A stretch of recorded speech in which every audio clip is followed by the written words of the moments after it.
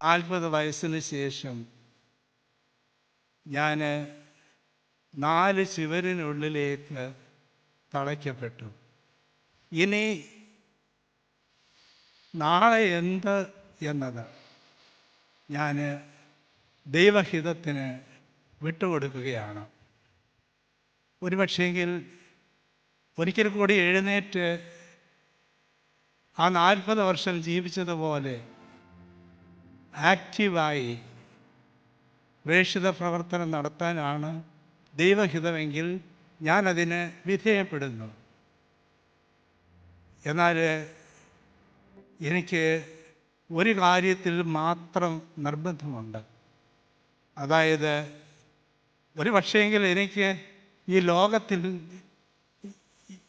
എഴുന്നേൽക്കാൻ സാധിച്ചിട്ടില്ല എങ്കിലും, എനിക്ക് നടക്കാൻ സാധിച്ചില്ല എങ്കിലും, ഒരു നാൾ ഞാൻ എടുക്കപ്പെടുമ്പോൾ ദൈവസന്നിധിയിൽ നിൽക്കുവാൻ എനിക്ക് സാധിക്കണം. ദൈവസന്നിധിയിൽ ശിരസ്സുയർത്തി നിൽക്കുവാൻ എനിക്ക് സാധിക്കണം.